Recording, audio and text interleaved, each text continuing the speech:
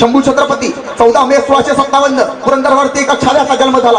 आपल्या ज्येष्ठ पुत्राची याद म्हणून मासाहेब जिजाऊंनी त्याचं नामकरण केले. संभाजी या इतिहासाच्या जगाच्या इतिहासामध्ये पहिला राजा होऊन गेला ज्यांनी 14व्या वर्षी संस्कृत मध्ये ग्रंथ लिहिला.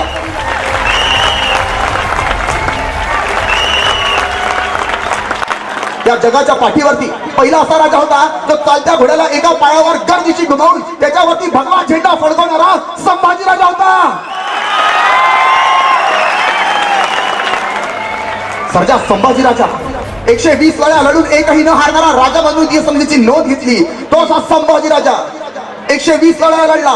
अकबर एकदाही तह करून मागे न हटणारा आणि एकही लढाई पराभूत न होणारा राजा म्हणजे संभाजी. असाच नाही फसला, फितुरी झाली तसा खबर मिळाली. आला मुबारक खान लाखोंचं सैन्य घेऊन एकटा संभाजी राजाला पकडण्यासाठी. वाटेवर भावता शोपुत्र संभाजी आणि काही कलाश आणि कळाला मुबारक की तलवार उसकी, परंतु तलवार घ्यायचा कोणाचं धाडस होईना. कोणीतरी एक पाऊल पुढे टाकायचं आणि संभाजी नुसती नजरावर उठायची. 4 पाऊल मागे चालायचा तो नाही जिजा.